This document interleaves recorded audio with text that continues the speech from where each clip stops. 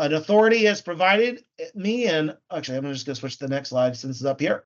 I want you all to go to pollev.com/PatrickRyan800, and I want you to provide your perspective about the following debate topic. An authority has provided me an ICD-10 code list to use to identify patients with a disease. I should use that source code list as is for verbatim replication and not consider it as a starting point for phenotype development and evaluation. If you agree with that assertion, please go to pollev.com/PatrickRyan800 and vote yes, affirmative, I agree.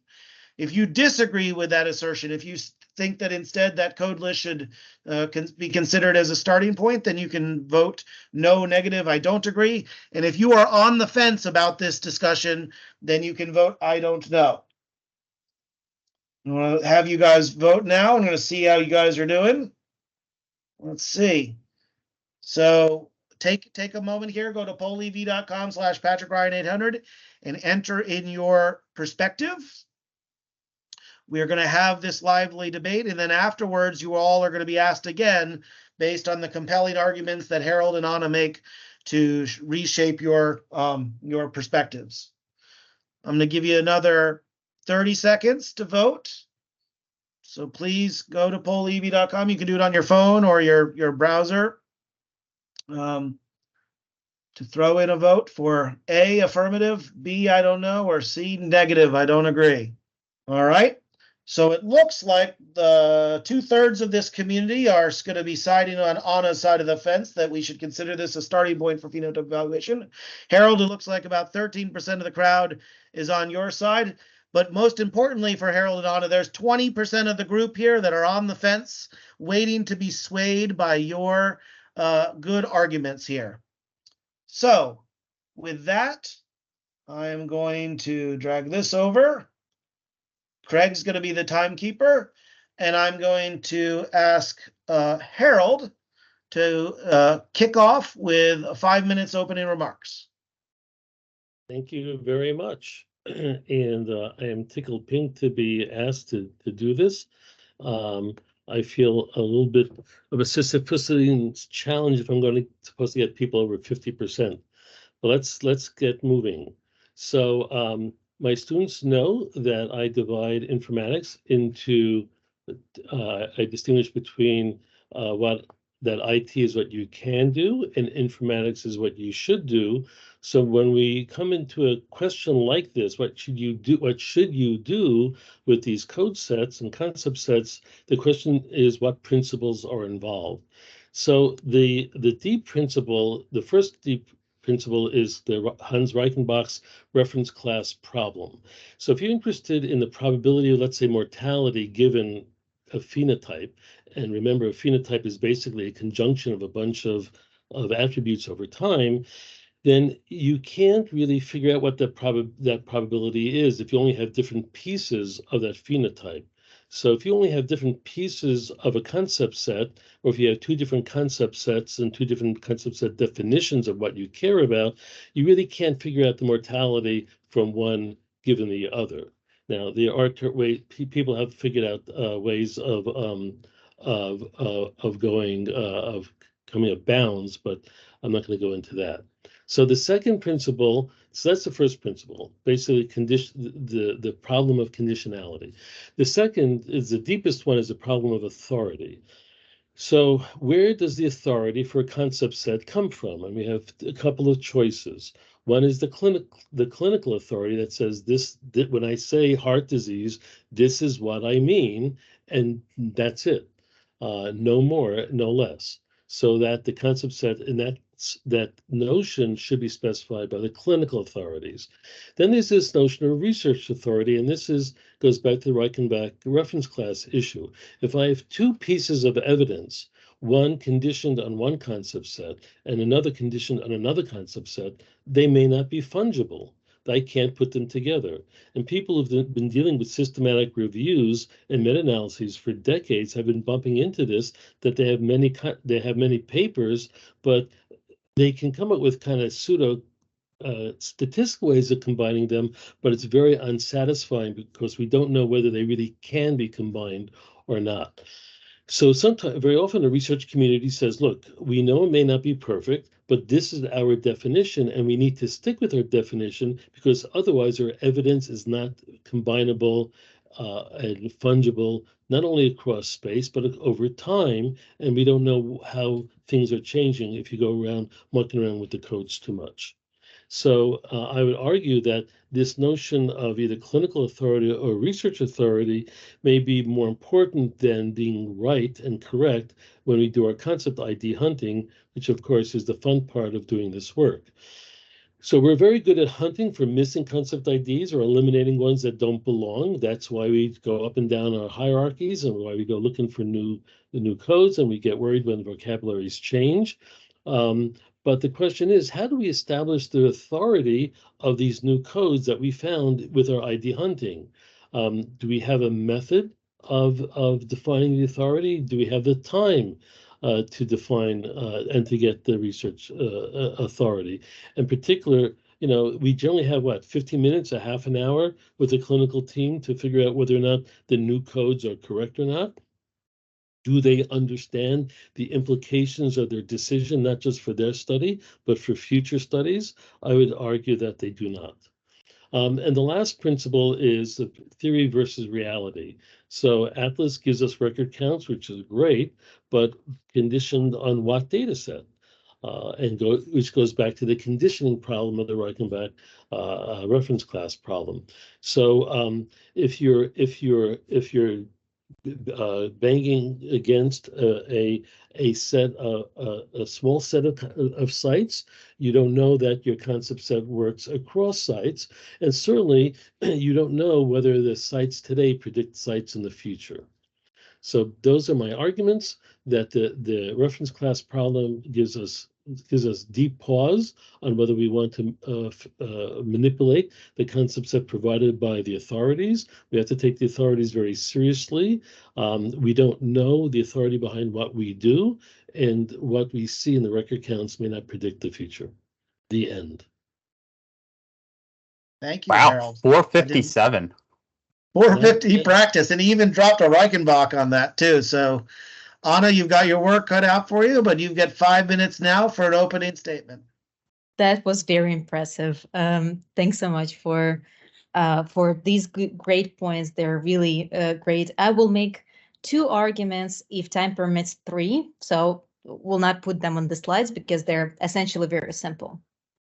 So to me, the conversation about ICD-10 versus SNOMED is really more than about these 2 vocabularies. It's more about the principles of how you create the concept sets. And to put that into perspective, I'm a clinician. Do I know how to treat patients? Yes. Do I know how I will code them? Absolutely yes. Do I know what other people do or what I will see in the data? No, 100% no. And we all know that EHRs and claims are messy.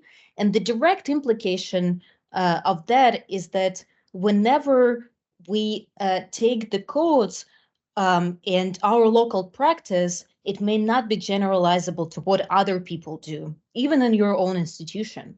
And we see that all the time with our studies, with our papers. When we ran a data consult service at Presbyterian, clinicians would come to us and ask about patients with a certain conditions or outcomes. So I would go into the data and I will try to find similar patients. And then all the time I will go back to clinicians and we'll ask, hey, I have these patients, they look similar. Do you want to include them? Or I have the patients with these codes, they look sort of suspicious. Do you want to exclude them? And every single time we actually had to alter initial phenotypes built based on their ideas to match what we see in the data. And the first argument here is that whenever we use ICD-10 codes, we're essentially tempted to use clinicians' knowledge as opposed to use clinicians' knowledge plus the data. Now, the second argument is that we have to somehow examine these concept sets to make sure that what we see in the data makes sense. And for this examination to be meaningful and comprehensive, you gotta use the standard common environment and you gotta collaborate.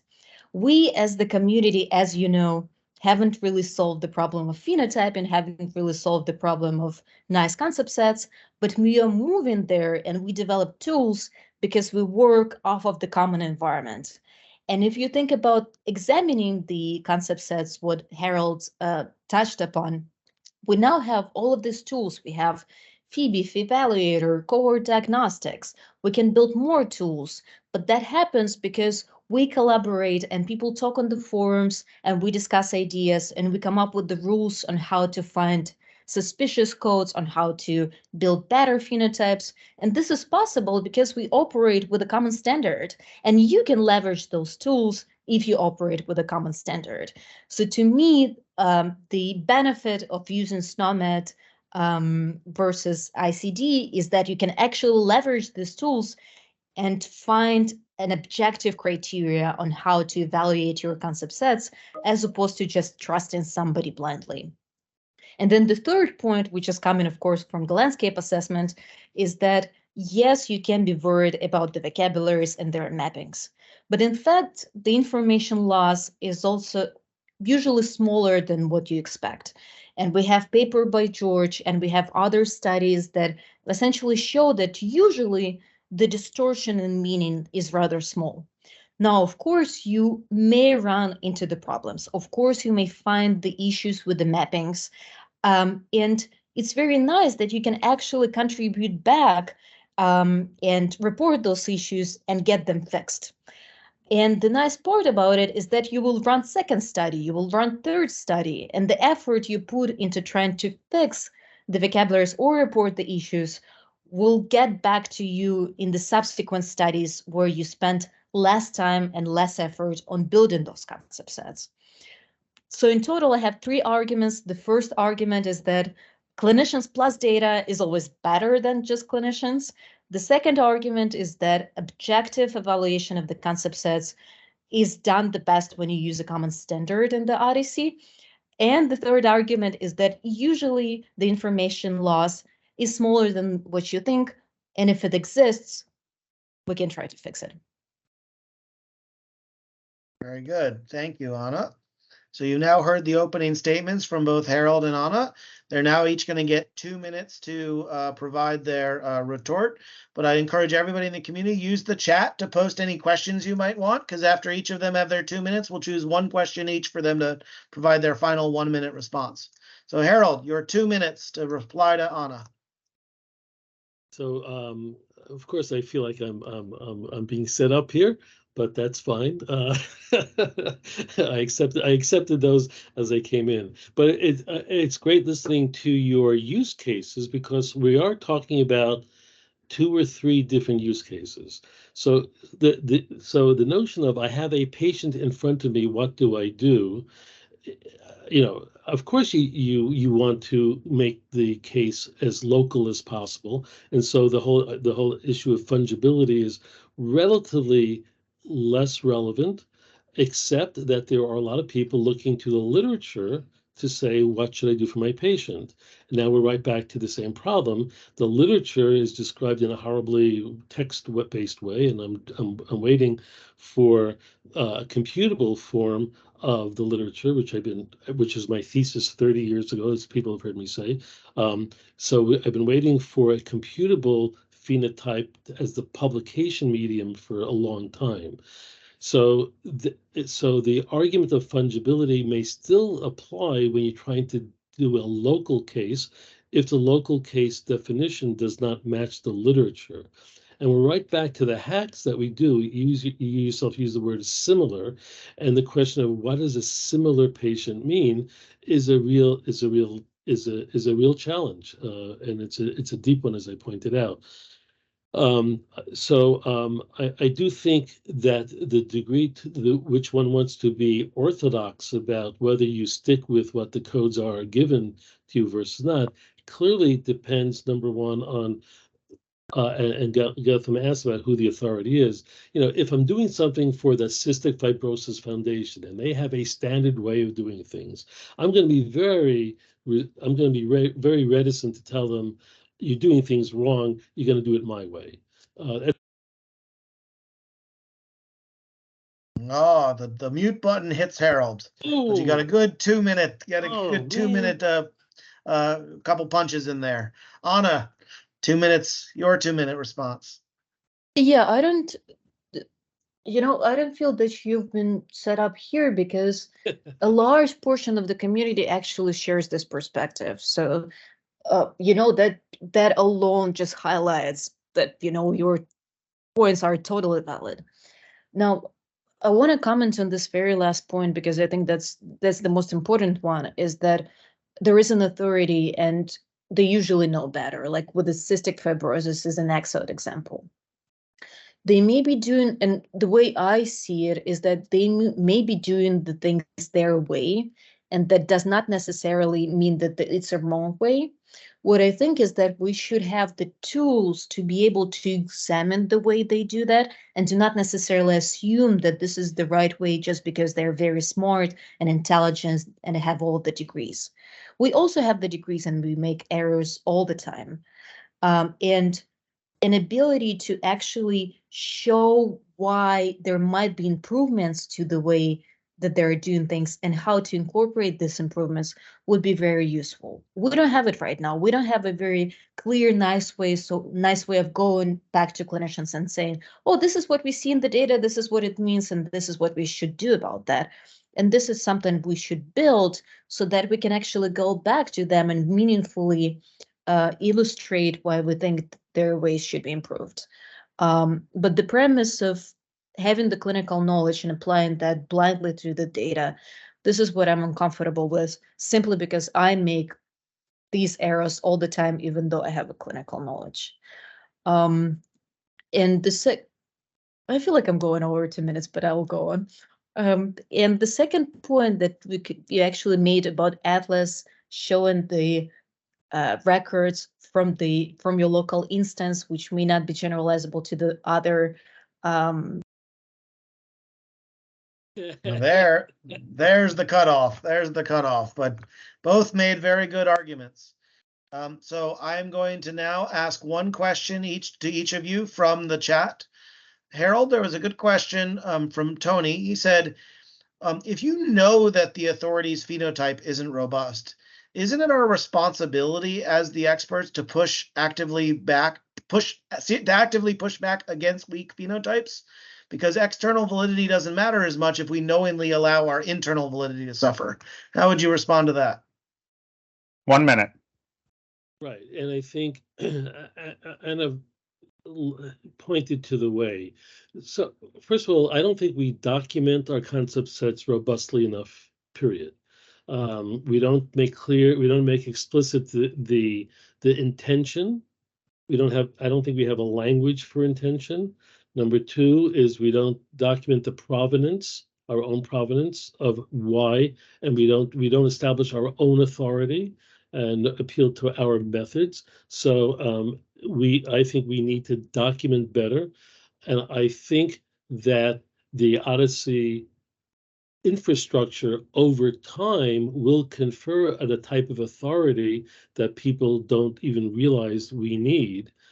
And I think that authority needs to articulate it both through how we document, how we do things, what our principles are, and how we store them, so that when we do push back, we have a basis upon which to push back, rather than just cut off. Well, that was a good start to the response. Anna, you get one question in 1 minute. I'm gonna grab Gautham's question here, which is, so you want to change what an authority has said is good enough. How do you actually know you're even making it better? Yeah, that's the great question, and of course I'm going to promote Gotham's tool, right? This is what the question is about. No, that's.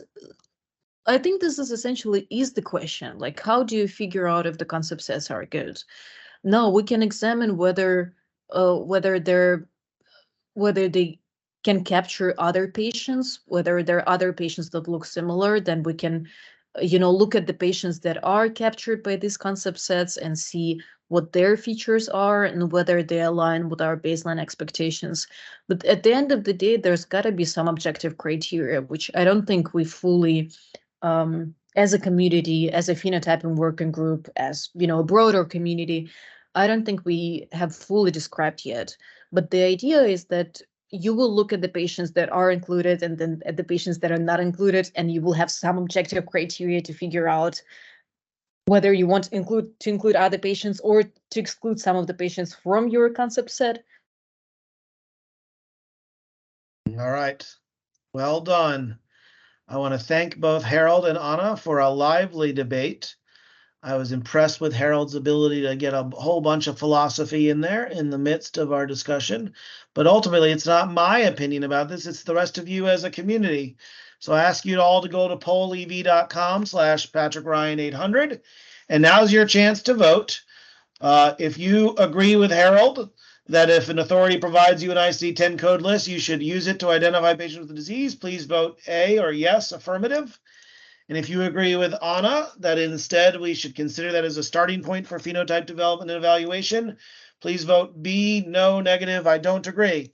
That 22% of you who are on the fence, you don't get to be on the fence anymore, but you may be the one swinging the difference between who gets to take the bragging rights home with them between Harold and Anna.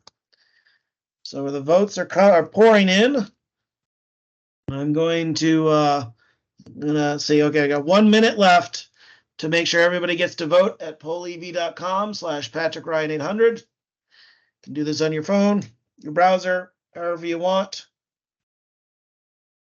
We are seeing that both Anna and Harold have swayed people's opinions in the positive direction. People are coming off the fence.